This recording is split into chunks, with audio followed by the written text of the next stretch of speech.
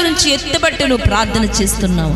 నోటి మాటతో కాక హృదయ అంతరంగములో నుంచి ప్రార్థన చేస్తున్నప్పుడు ఆ ప్రార్థన దేవుని సన్నిధికి చేర్చబడుతుంది. ఆ ప్రార్థనకు విలువ ఉంది. ఆ ప్రార్థనకు జవాబిస్తాడు దేవుడు. కానీ పై పై మాటలు మాట్లాడుతూ ఉంటారు చాలా మంది.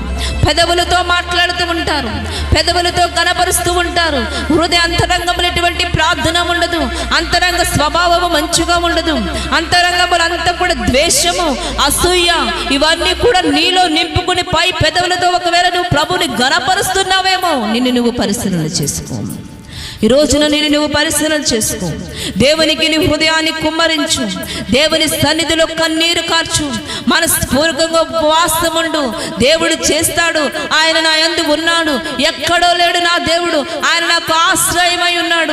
ఆయన నాకు కొండ అయి ఉన్నాడు. ఆయన నాకు దుర్గమై ఉన్నాడు. దేవుడు ఎవరండి? బలమైన ఆశ్రయ దుర్గమై ఉన్నాడు.